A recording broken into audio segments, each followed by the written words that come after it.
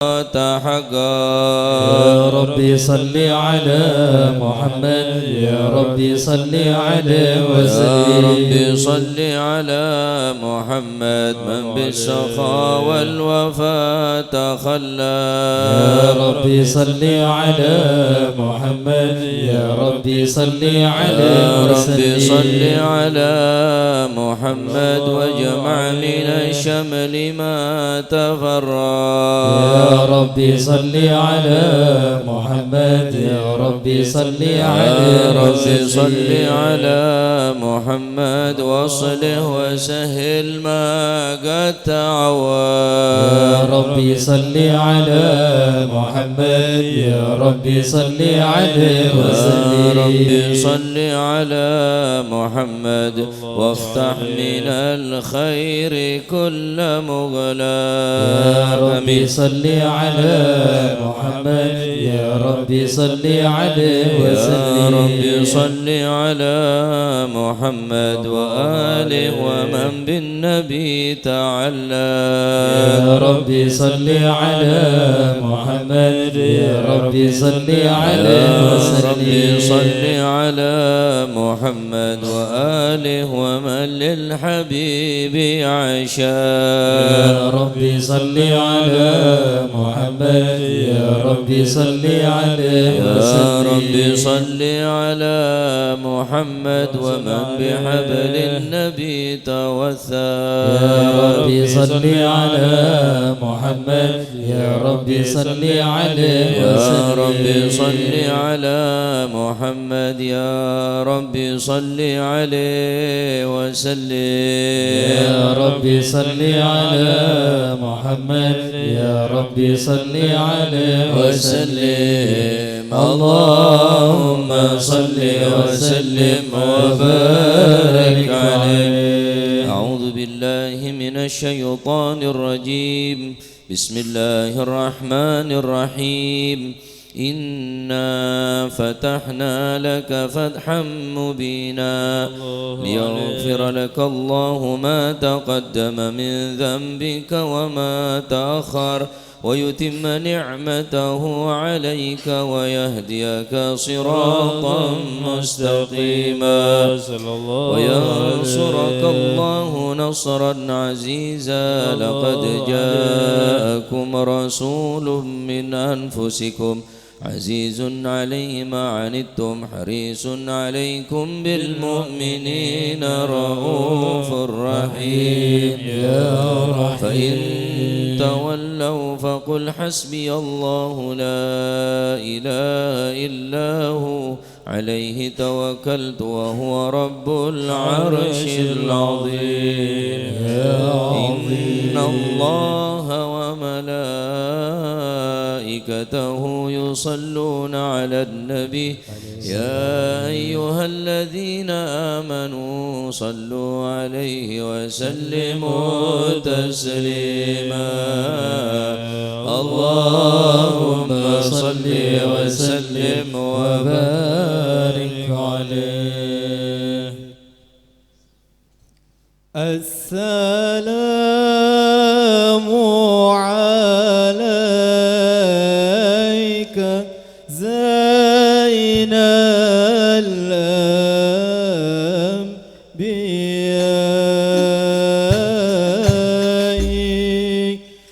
السلام عليك. السلام عليك زين الأنبياء.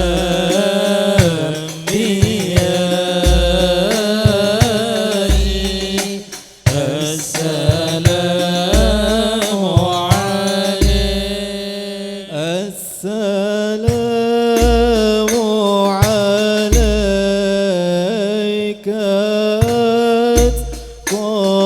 قلت قيائي. السلام عليك.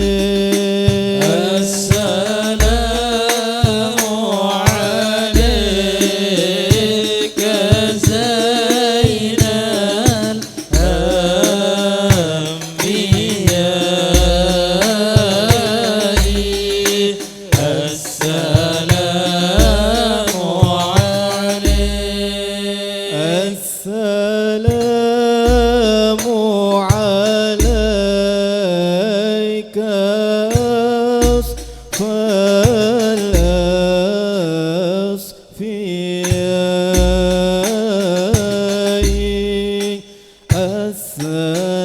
السلام عليك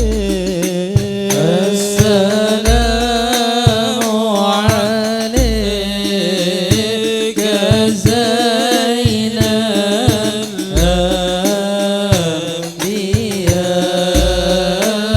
الأنبياء السلام عليك السلام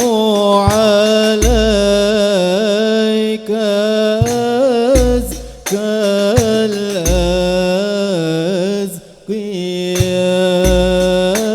الأزكياء السلام عليك السلام عليك زين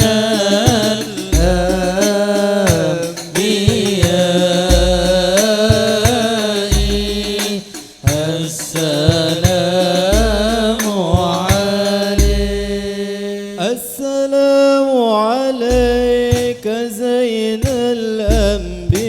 الأنبياء صلى الله عليه السلام عليك زين الأنبياء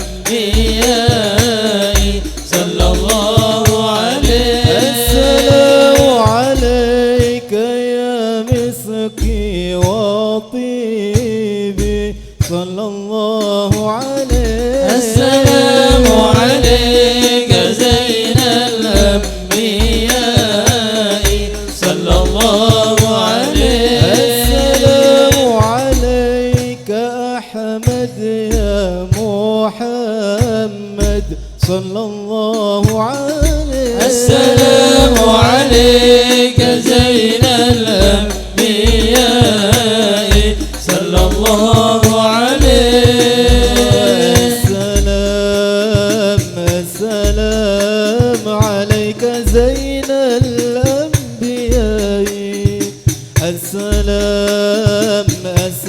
السلام عليك أتقى الأذكياء السلام عليك زين الأنبياء السلام عليك أتقى الأذكياء السلام عليك أحمد يا حبيبي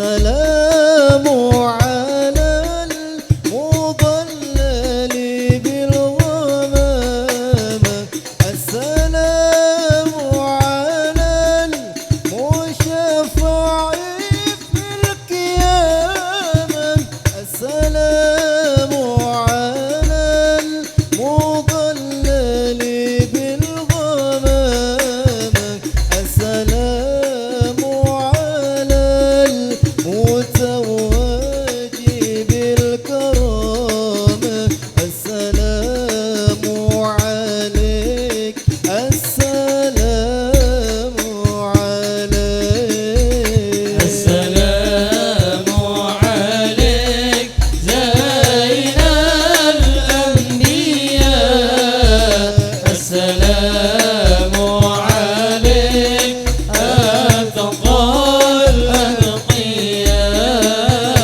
السلام عليك زين الأنبياء السلام عليك أتقى الأتقياء اللهم صل وسلم وبارك عليه اللهم صل وسلم وبارك عليه وعلى آله. بسم الله الرحمن الرحيم.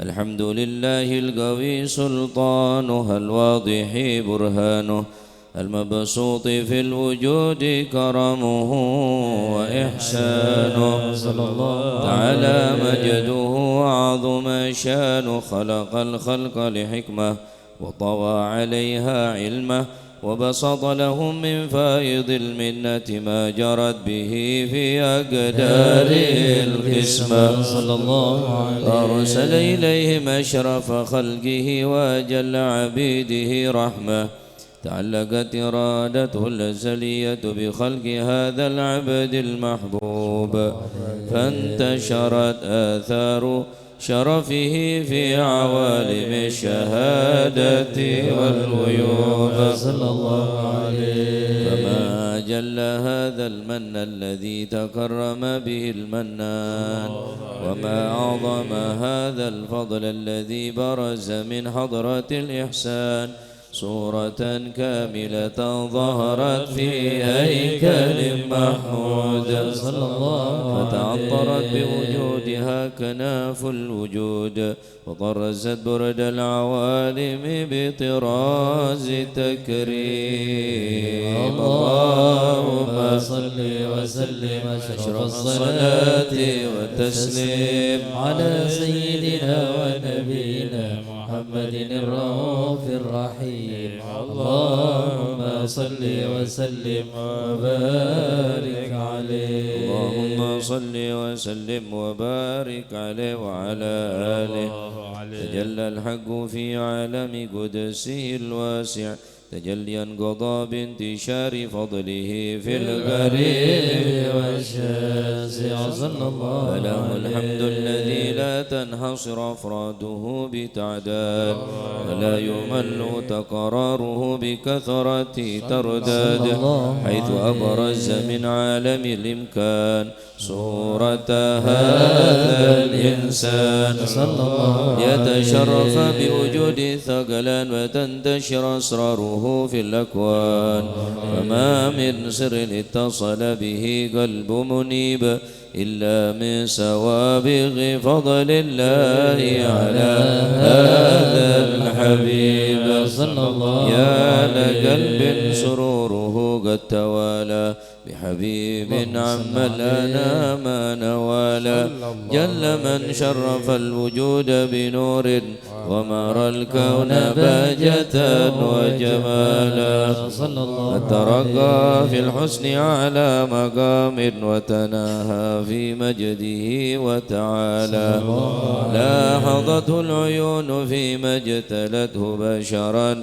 كاملا يزيع الضلالا صلى الله عليه وهو من فوق علم ما قد رأت رفعة في شؤونه وكمالا سبحان الذي أبرز من حضرة الامتنان ما يعجز عن وصفه اللسان ويحار في تعقل معاليه الجنان صلى الله عليه. انتشر منه في عالم البطون والظهور ما ملأ الوجود الخلقي نور فتبارك الله من إله كريم بشرتنا آياته في الذكر الحكيم بشارة لقد جاءكم رسول من أنفسكم عزيز عليه ما عنتم حريص عليكم بالمؤمنين رؤوف رحيم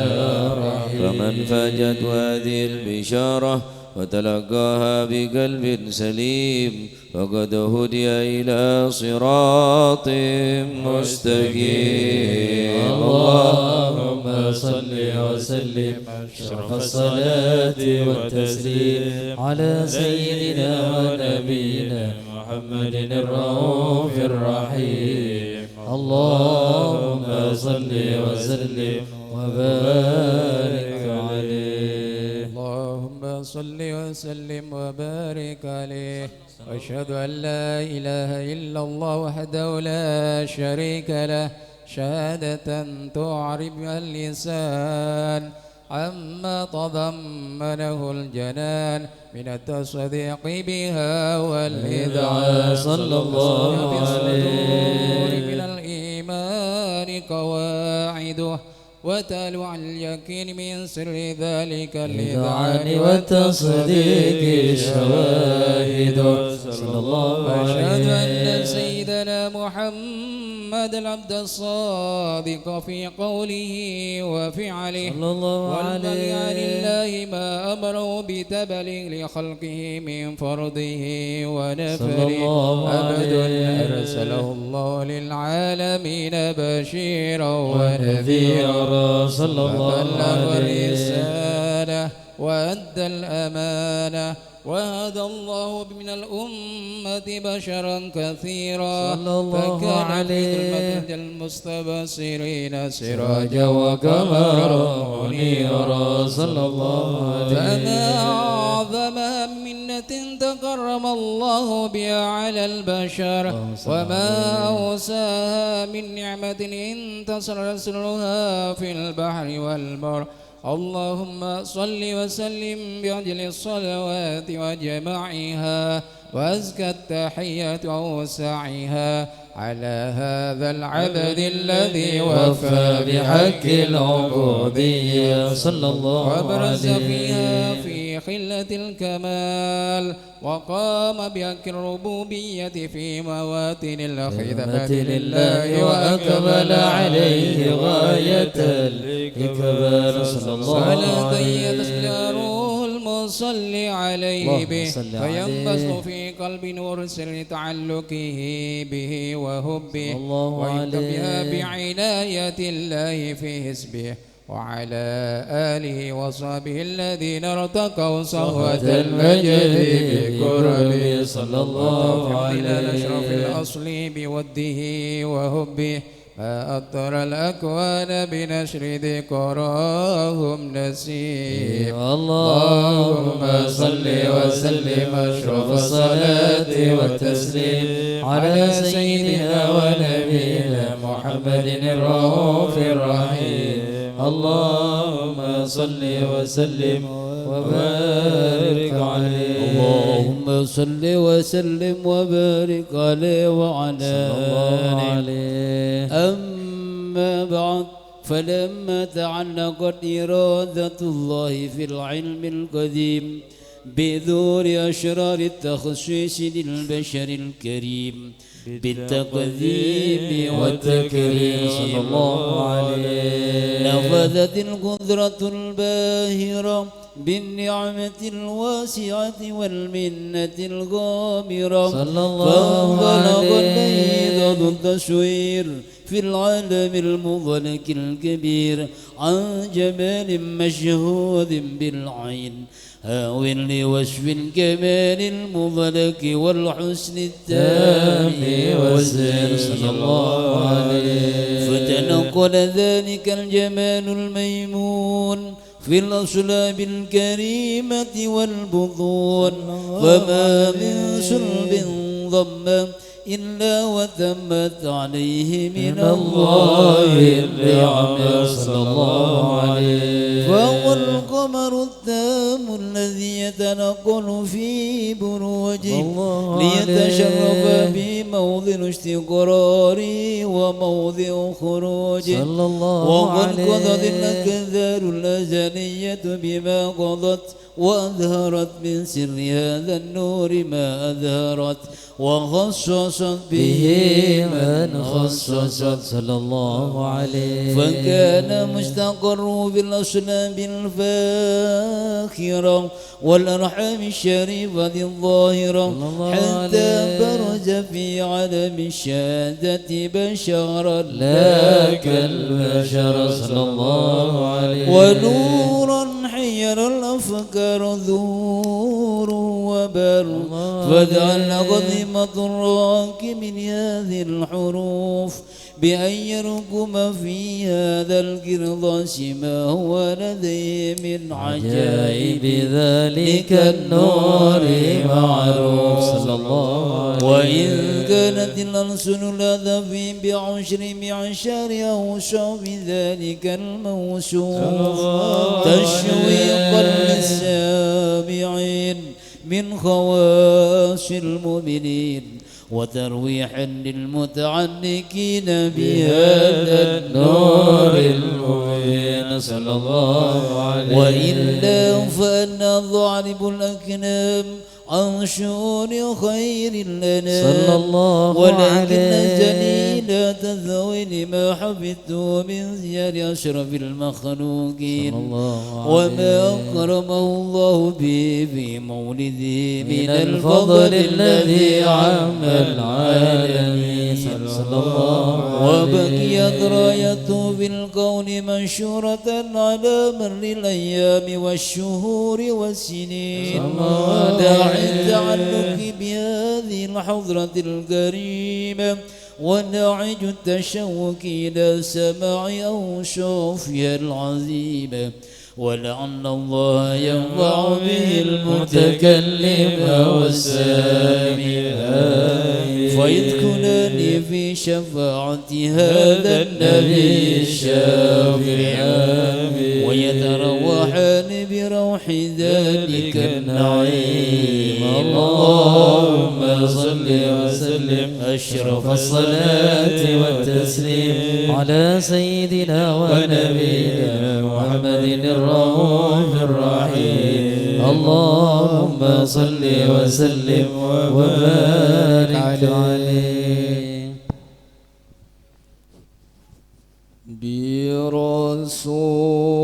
برسول الله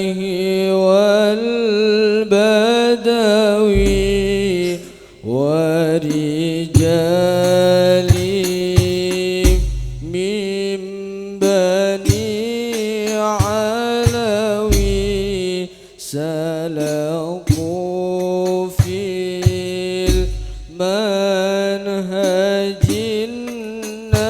النبوي برسول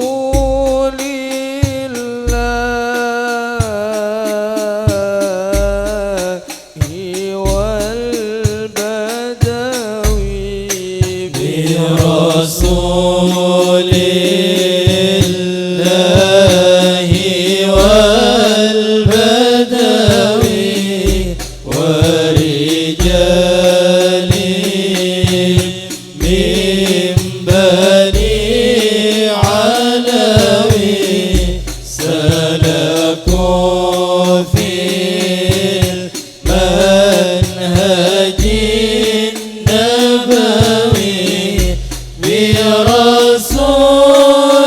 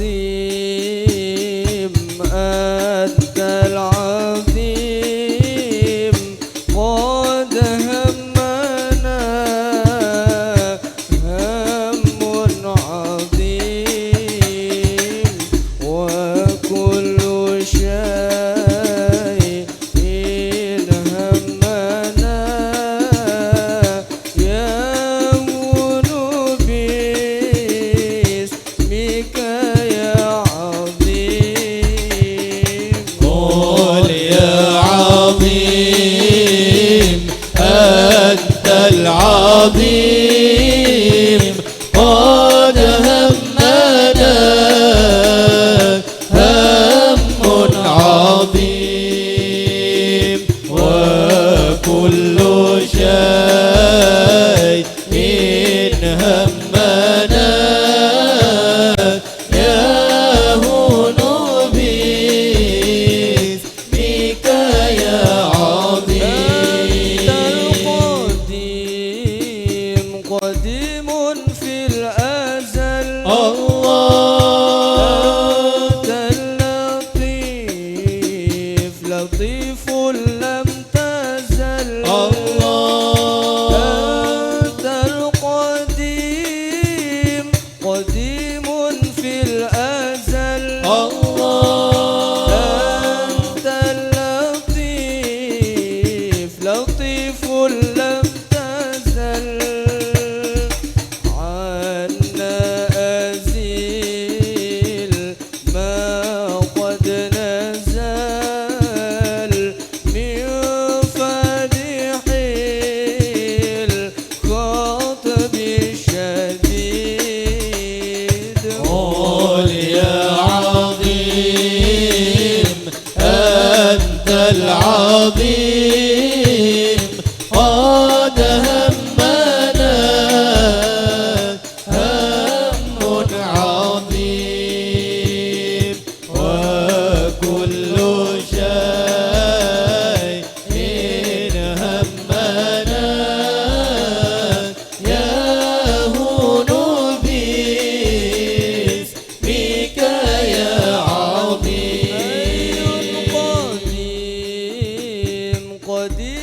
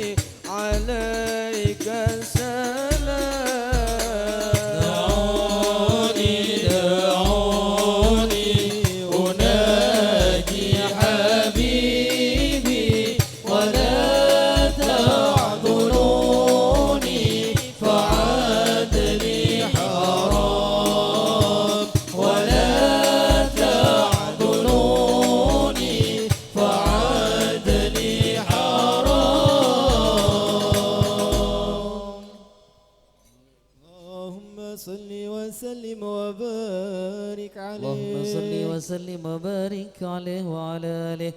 وقد آن للقلم أن يخط ما حركته فيه الأنامل لما استفاد الفهم من صفات هذا العبد المحبوب الكامل والشمائل التي أحسن الشمائل. وهنا حسن أن نثبت ما بلغ إلينا في شأن هذا الحبيب من أخبار وآثار. يتشرف بكتابات القلم والقرطاس وتتنزه في حدائق الأسماء والأبصار.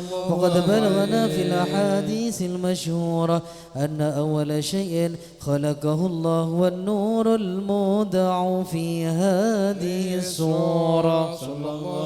فنور هذا الحبيب أول مخلوق برز في العالم، ومنه تفرع الوجود خلقا بعد خلق فيما حدث وما تقادم.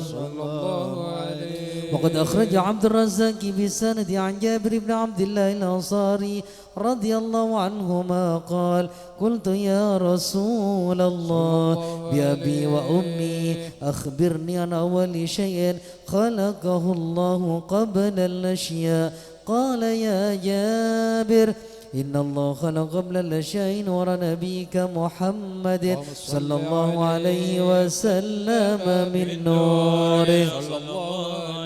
وقد ورد من حديث أبي هريرة رضي الله عنه أنه قال: قال رسول الله صلى الله عليه وسلم: كنت أول النبيين في الخلق وآخرهم في البعث.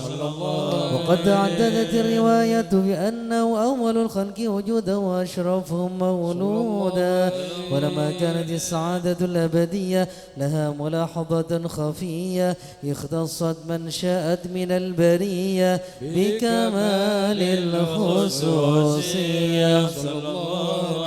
فاستودعت هذا النور المبين أصلاب وبطن من شرفته من العالمين، فتنقل هذا النور من صلب آدم ونوح وإبراهيم حتى أوصلت يد العلم القديم إلى من خصصت بالتكريم أبيه الكريم عبد الله بن عبد المطلب ذي القدر العظيم، وأمه التي هي في المخام في آمنة السيدة الكريمة آمنة، فتلقاه صلب عبد الله فألقاه إلى بطنها، فضمت وحشوها بمعونة الله محافظة على حق هذه الذرة وصونها، فحملته برعاية الله كما ورد عنها حملا خفيفا لا تجد له ثقلا ولا تشكو منه ألم ولا عللا، حتى مر الشهر بعد شهر من حمله، وقرب وقت بروز إلى عالم الشهادة لتنبسط على أهل هذا العالم فيوضات فضله، وتنتشر في آثار مجده الصميم. اللهم صل وسلم شرف الصلاة والتسليم على سيدنا ونبينا محمد الرؤوف الرحيم. اللهم صل وسلم وبارك عليه. اللهم صل وسلم وبارك عليه.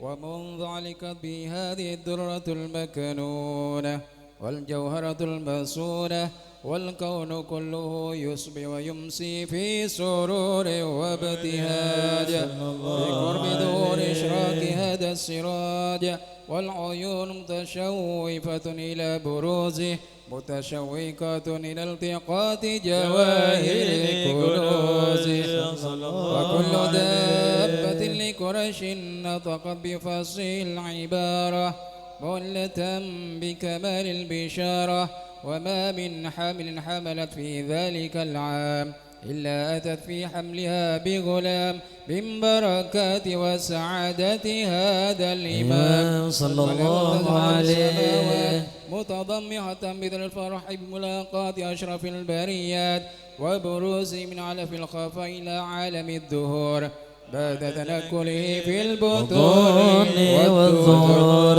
صلى الله عليه في عليه الوجود بهجة التكريم وبسط في العالم الكبير مائدة التشريف والتعظيم ببرز هذا البشر الكريم. اللهم صل وسلم أشرف الصلاة والتسليم على سيدنا ونبينا محمد الرؤوف الرحيم. اللهم صل وسلم وبارك عليه.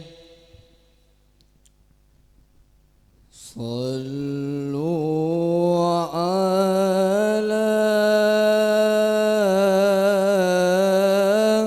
نور الذي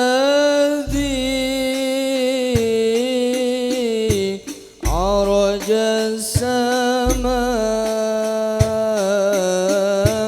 يا فوز من يا فوز من صلى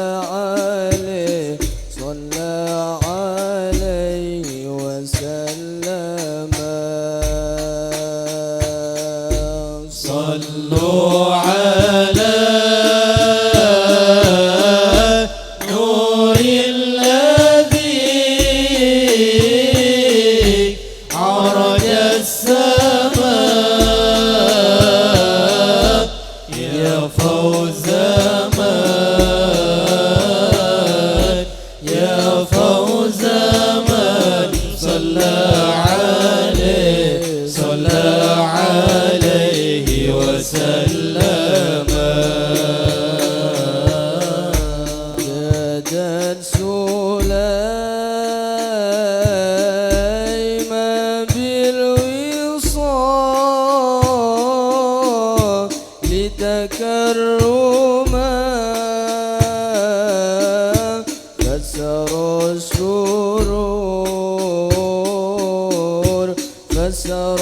السرور إلى الفؤاد وقيما. صلوا على نور الذي عرج السماء يا فوز من يا فوز من صلى عليه وسلم. يا حسن ما جدت به في وصلها أهلا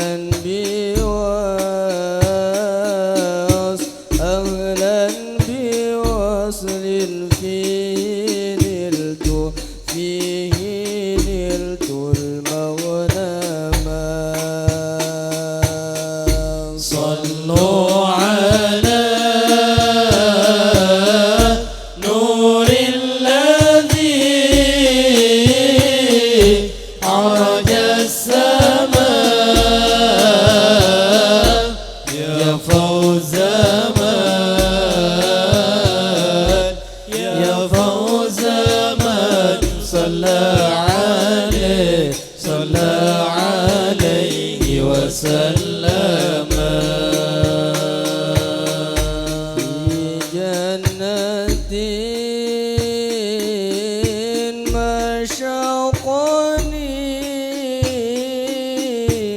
من وصفها إلا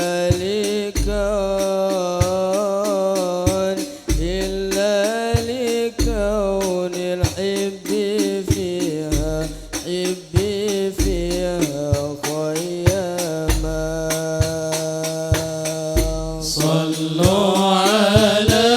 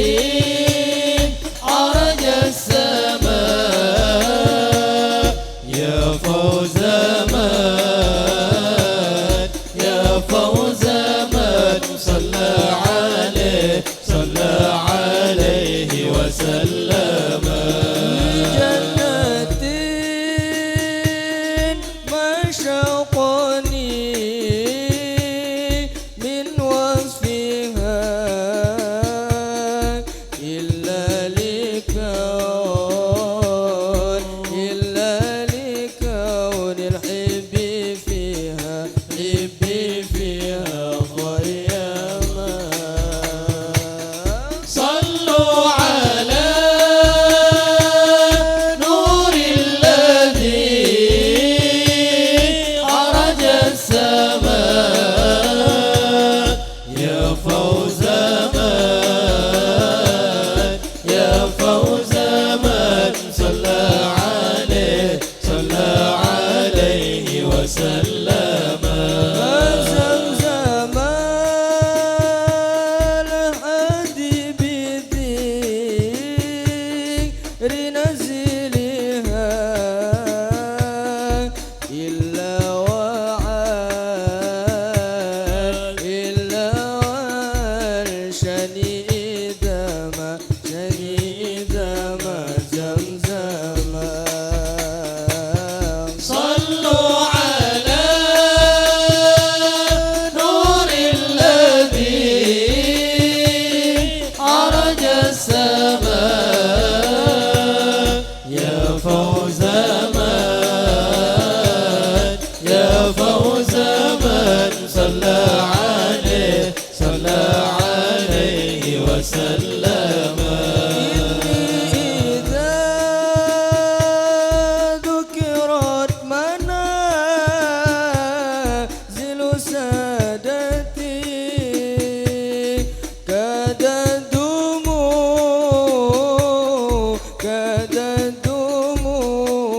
دموع العين أن تجري دما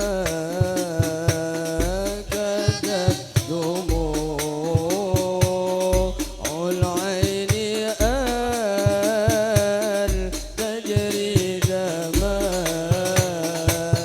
صلوا على نور الذي عرج السماء يا فوز من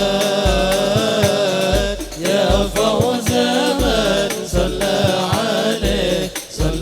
عليه وسلم شوقي إلى دار الحبيب بمحمد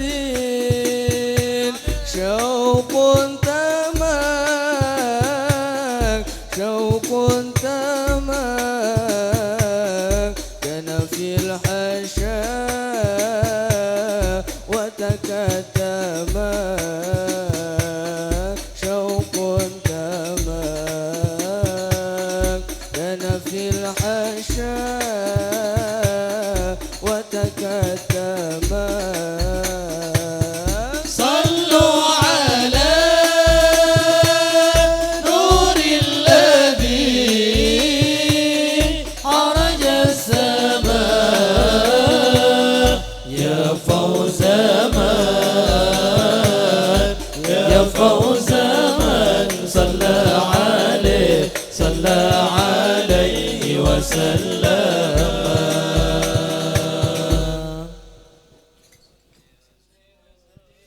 اللهم صل وسلم وبارك عليه وعلى آله وصحبه فحين قرب أوان وضع هذا الحبيب أعلنت السماوات والأرض ومن فيهن بالترحيب وامطار الجود الإلهي على أهل الوجود تسج وألسنة الملائكة بالتبشير للعالمين تعج سبحان الله الحمد لله ولا إله إلا الله والله أكبر سبحان الله والحمد لله ولا إله إلا الله والله أكبر سبحان الله والحمد لله ولا إله إلا الله والله أكبر والقدرة كشفت قناع هذا المستور ليبرز نوره كاملا في عالم الظهور نورا فاق كل نور وأنفذ الحق حكمه على من أتم الله عليه النعمة من خواص الأمة يحضر عند وضعه أمة تأنيسا لجنابها المسعود ومشاركة لها في هذا السمات الممدود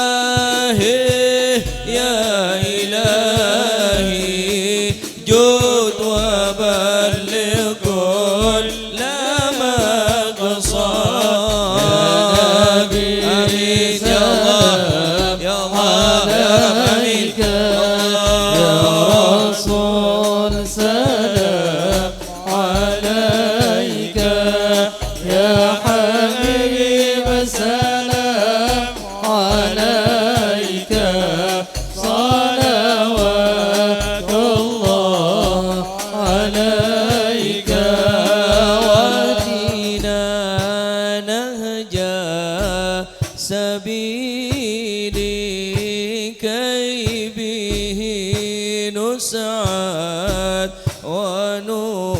ونرشد ربي بلغنا بجاهي في جوار خير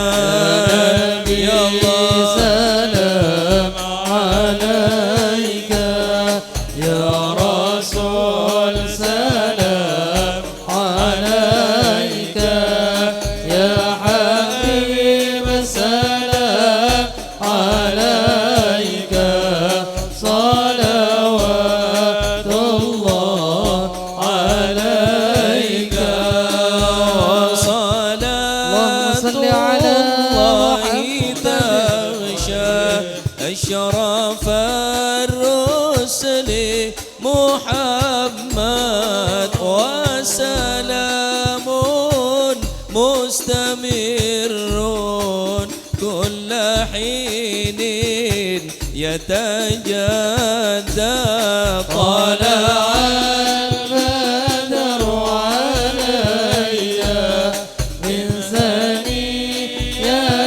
الوداع وجب الشكر علينا ما دعا لله طلع البدر علينا من ثنيات الوداع وجب الشكر علينا ما دعا لله طلع داع البدر علينا من ثنيات الوداع وجب الشكر علينا ما دعا لله مرحبا يا مرحبا يا نور عيني مرحبا جد الحسين مرحبا مرحبا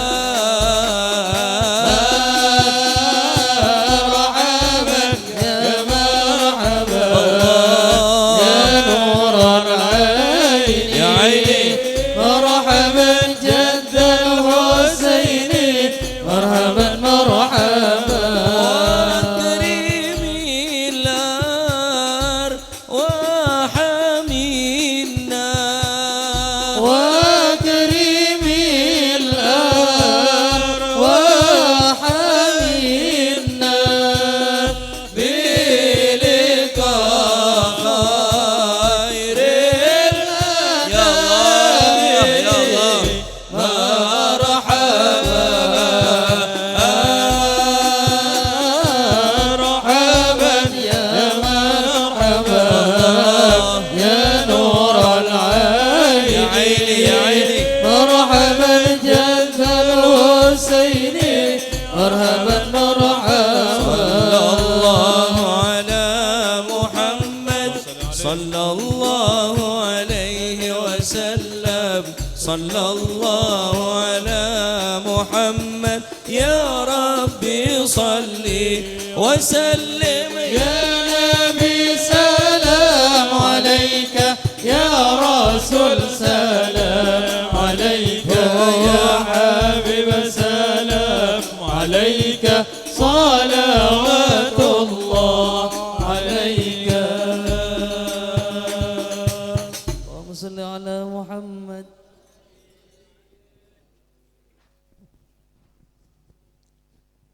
اللهم صل وسلم وبارك عليه وعلى آله وحين برز صلى الله عليه وسلم من بطن أمه برز رافعا طرفه إلى السماء مؤميا بذلك رفع إلى أن له شرفا على مجد وسماء. صلى الله وكان عليه. وقت مولد سيد الكونين من الشهور شهر ربيع الأول من الأيام يوم الاثنين، وموضع ولادته وقبره بالحرمين. وقد ورد أنه صلى الله عليه وسلم ولد مختونا مكحولا مقطوع السر صلى الله عليه. وأن ذلك للشرف عند الله أيدي القدرة، ومع بروزه إلى هذا العالم ظهر من العجائب ما يدل على أنه أشرف المخلوقين وأفضل الحبائب صلى الله عليه. فقد ورد عن عبد الرحمن بن عوف عن أم الشفاء رضي الله عنهما قالت: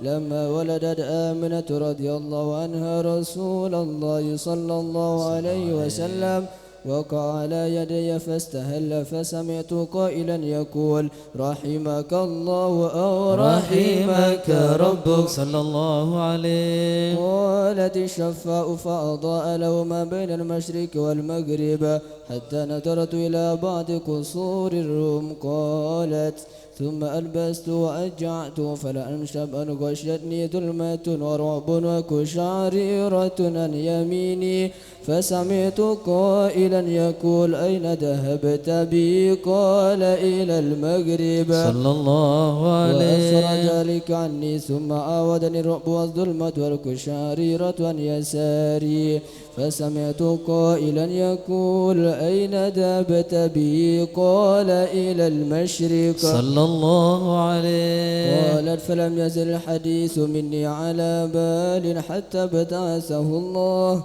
فكنت من أول الناس إسلاما. وكم ترجمت السنة من عظيم المعجزات وباهر الآيات البينات بما يقضي بعظيم شرفه عند مولاه صلى الله عليه. وأن عين عنايته في كل حين ترعاه، وأنه الهادي إلى الصراط المستقيم. اللهم صل وسلم أشرف الصلاة والتسليم على سيدنا ونبينا محمد الرؤوف الرحيم. اللهم صل وسلم وبارك عليه. Bismillah, alhamdulillah, salatu wassalamu ala rasulillah Sayyidina wa maulana Muhammad bin Abdullah, la hawla wa la quwata illa billah. Radiyallahu ankum wa qala radiyallahu an. Wa qala asy-sya'iru bayyit sahifataka as-sawda'a fi Rajab bisalihil amalil munji minal lahab. Dikatakan, bersihkanlah catatan buku amal hitammu, yakni buku catatan maksiat-maksiat yang telah kita lakukan, yang telah kita catat dengan tinta hitam, maka tulislah dengan warna putih, yakni dihapus dengan warna putih dengan cara bisalihil amali al-munji minal lahab, dengan amal yang baik yang dapat menyelamatkan daripada api neraka. Ikhwani rahimakumullah, kesempatan bagi kita untuk bagaimana kita di bulan Rajab ini, di bulan yang mulia ini, menutupi aib kekurangan kita, dosa-dosa kita di bulan Rajab dengan beramal yang soleh. Artinya buku catatan amal kaulaban manjenengan niku banyak sejeleng, banyak secoba. Maka hapus di bulan Rajab nikah, hapus dengan cara memperbanyak amal sesoleh. Lamun kaulaban manjenengan tak usaha untuk menghapus buku catatan amal dosa kita di bulan Rajab, di bulan yang penuh berkah, penuh rahmah nikah, maka bulan apa boleh sebisa menghapus amal buruk kita, tak mungkin di selain bulan Recep bakal menghapus dosa kita. Lamun Recep nika tek kebe kesempatan kangkui untuk ngisi amal sebagus. Di antarana dikatakan oleh Al-Imam Ali bin Abi Thalib, min kafaratil dhunubil idham i'anatul malhub wat tanfis anil makrub.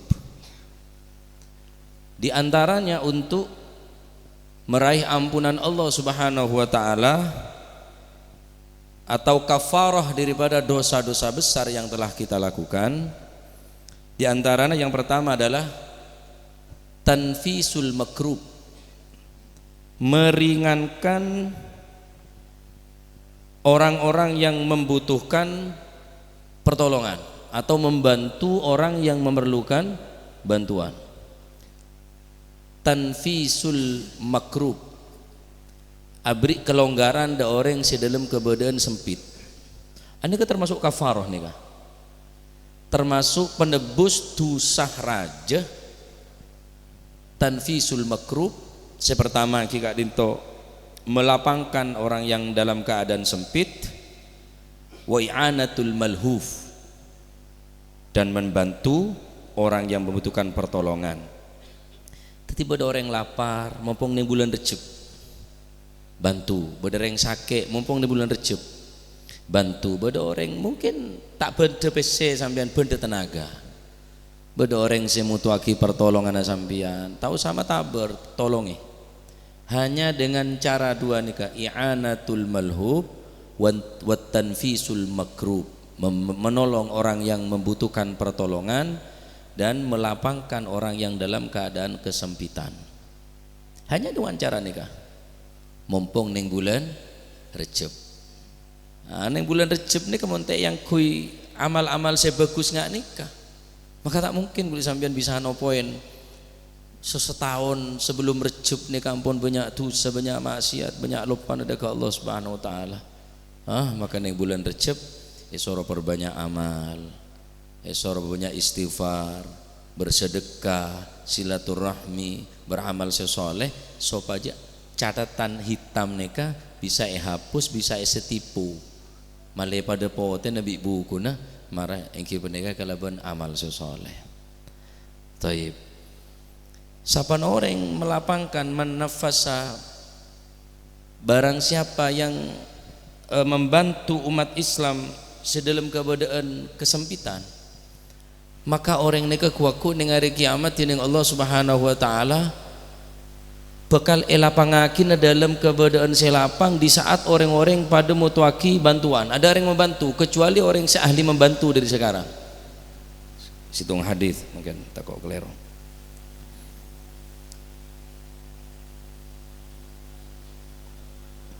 Dalam hadis Rasulullah Sallallahu Alaihi Wasallam bersabda, man naffasa an mu'minin kurbatan min kurabid dunya naffasallahu anhu kurbatan min kurabi yaumil qiyamah. Man naffasa, barang siapa yang melapangkan kesempitan daripada seorang mukmin satu saja, pelapang bikuli sambian, bantu, beri pertolongan, min kurabid dunya, daripada kerupakan dunia, kesempitan dunia, bantu walaupun tak 100%, hanya sebagian kecil, tapi ampun cukup meringankan beban bagi orang yang dalam keadaan kesulitan kelak. Apa cincin Gusti Allah? Naffasallahu anhu, maka Allah akan melapangkan anhu darinya kurbatan min kurabi yaumil qiyamah, paki dengan hari kiamat ni kampun dalam keadaan sangat sibuk, dalam keadaan sangat menakutkan, kecuali orang yang saling membantu. Lapang tini Gusti Allah, cemper bi Gusti Allah, tenang bi Gusti Allah, sebab ning tunya sampean ampun melapangkan orang sedalam keadaan kesempitan. Wa man yassara ala mu'sirin yassarallahu alaihi fid dunya wal akhirah. Dan barang siapa yang menggampangkan ala mu'sirin, kepada orang yang keadaan sempit, mu'sir dalam keadaan fakir, dalam keadaan miskin, yassarallahu alaihi fid dunya wal akhirah, orang re pasti bakal gampang dening Gusti Allah ning dunya utawa ning akhirat. Ki mun reng cerek repot, masa cerek. Selalu kalkulator ku teguh. Jadi tak gelem bantu reng sakit, reng lapar. Ya.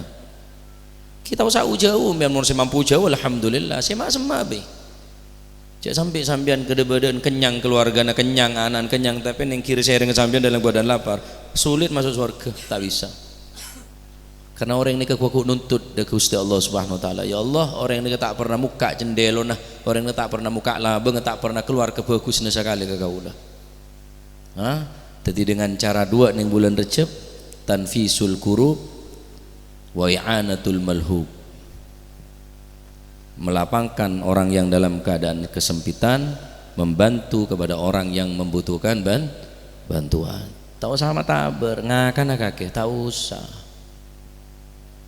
minta bantuan kakek, tak usah bantu semampu. Namun sampean mun kulit sampean bener yang soki, bener yang cukup, cek sampai tandi rasa empati ka orang, cek sampai tandi rasa neser ka orang, tandi rasa napa ada orang lapar karena yatim si pitorot tah nikah orang setan di rasa belas nggak nikah Allah Taala tak bakal belas ke orang bernikah ya. Mumpung ning bulan Rejab terus amal si bagus supaya amal coba nikah tertutup nikah kira tanggal sana Rejab nih tanggal 12 ki kurang separuh lebih marsine ke bulan Sya'ban. Bulan Sya'ban, bulan solawat, pada malam nisfu Sya'ban. Yang bulan Rejab pada malam Isra wal Mi'raj, 17 Rejab. Insyaallah kemis nikah. Kemis pole tepat malam Jumat insyaallah malam 17 Rejab. Yang nisfu Sya'ban pada malam nisfu Sya'ban. Yang bulan Ramadan pada malam Lailatul Qadar. Masyaallah. Matur muka pada Pak Agapi. Apa sehat zahir batin.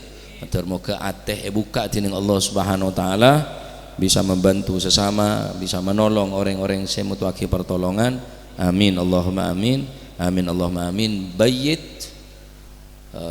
Bayyit kitab sahifataka as-saudaa fi Rajab bi salihil amal munji minal lahab. Pepote buku catatan amal seceleng nikah ning bulan Rejab kalaban amal sesoleh sebisa selamat dari apoi neraka. Al-lahab tabbat yada abi lahab. Lahab ni ka Allah an-nar yakni neraka ben siksana koja al-lahab. Tanpa amal sesoleh tak bakal oleh rahmat, mulai tak oleh rahmat tak bakal masuk ke surga Allah Subhanahu wa taala. Naudzu billahi termuka pada selamat dunia akhirat. Amin Allahumma amin. Wa sallallahu alaihi wasallam Muhammad. Alhamdulillahirabbil alamin. Bismillahirrahmanirrahim. Alhamdulillahirabbil alamin. Hamdan yuafi ni'amahu yukafi mazidah ya rabbana lakal hamdu kama yanbaghi li jalali wajhika wa 'azimi sultanik.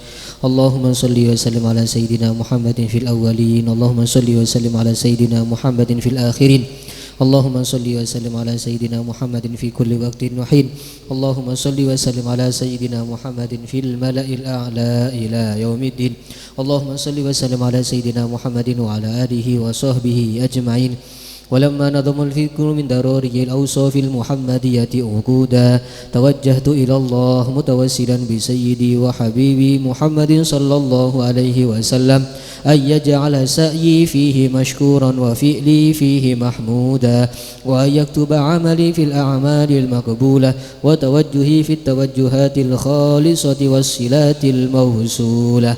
اللهم يا من إليه تتوجه الآمال فتعود ظافرة وعلى باب عزته تحط الرحال فتغشاها منه الفيوضات الغامرة نتوجه إليك بأشرف الوسائل لديك سيد المرسلين عبدك الصادق الأمين سيدنا محمد الذي عمت رسالته العالمين أن تصلي وتسلم على تلك الذات الكاملة مستودع أمانتك وحفيظ سرك وحامل راية دعوتك الشاملة الأب الأكبر المحبوب لك والمخصص بالشرف الأفخر في كل موطن من مواطن القرب ومظهر قاسم إمدادك في عبادك وساك كؤوس إرشادك لأهل ودادك سيد الكونين وأشرف الثقلين العبد المحبوب الخالص المخصوص منك بأجل الخصائص.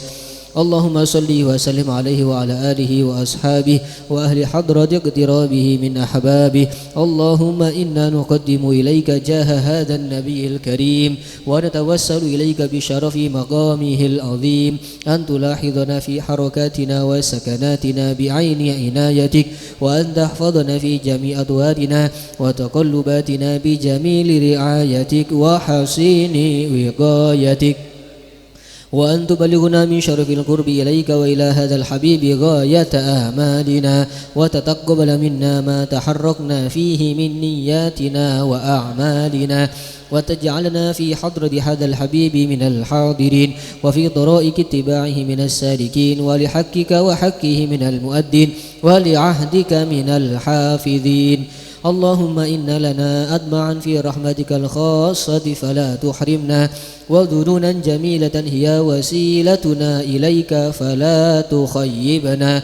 آمنا بك وبرسولك وما جاء به من الدين وتوجهنا به إليك مستشفئين أن تقابل المذنب منا بالغفران والمسيء بالإحسان والسائل بما سأل والمؤمل بما أمل وأن تجعلنا ممن نصر هذا الحبيب ووازره ووالاه وظاهره وعم ببركته وشرف وجهته أولادنا ووالدينا وأهل كترنا ووادينا وجميع المسلمين والمسلمات والمؤمنين والمؤمنات في جميع الجهات وأدم راية الدين القويم في جميع الأقدار منشورة ومعالم الإسلام والإيمان بأهلها معمورة معنى وسورة واكشف اللهم كربة المكروبين واقضي دين المدينين واغفر للمذنبين وتقبل توبة التائبين وانشر رحمتك على عبادك المؤمنين أجمعين واكفي شر المعتدين والظالمين وابسط العدل بولاة الحق في جميع النواحي والأقطار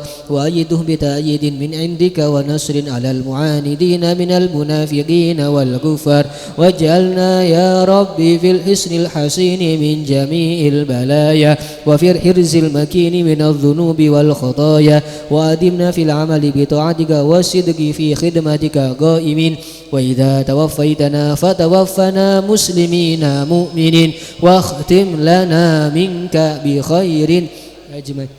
وصل وسلم على هذا الحبيب المحبوب للأجسام والأرواح والقلوب على آله وصحبه ومن إليه منسوب وآخر دعوان الحمد لله رب العالمين سبحان ربك رب العزة عما يصفون وسلام على المرسلين والحمد لله رب العالمين بسر الفاتحة.